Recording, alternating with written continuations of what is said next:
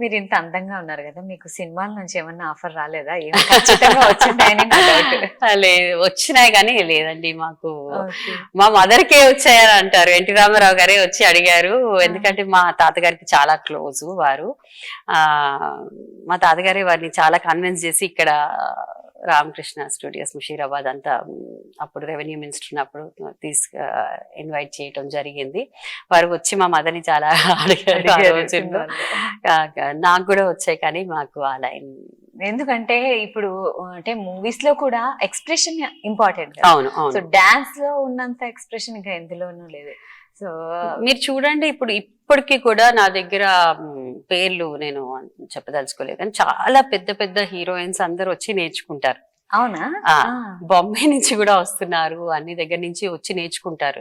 ఎందుకంటే వాళ్ళకి దేశే ఒక క్లాసికల్ డాన్స్ నేర్చుకుంటే చాలా ఐ స్టెబిలిటీ అండ్ ఆ గ్రేస్ అన్ని వస్తాయని.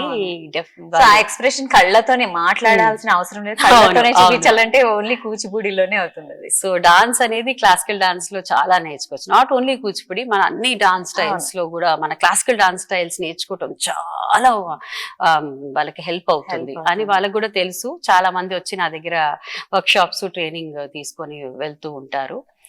అండ్ నేను మా గురువు గారు కూడా చాలా బ్యూటిఫుల్ మూవీస్ కి డాన్స్ డైరెక్షన్ చేశారనమాట, పాత సినిమాలకి. అండ్ నేను బిర్జు మహారాజ్ గారితో కూడా వర్క్ చేశాను చాలా. వారు కూడా అద్భుతమైన డాన్స్. ఎస్, చాలా నేను వారితో టూర్స్ చేశాను.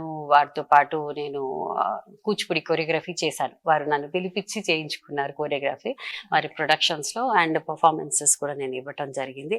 అక్కడ కూడా అబ్జర్వేషన్ తో నేను చాలా నేర్చుకున్నాను అలాంటి మహానుభావుల దగ్గర.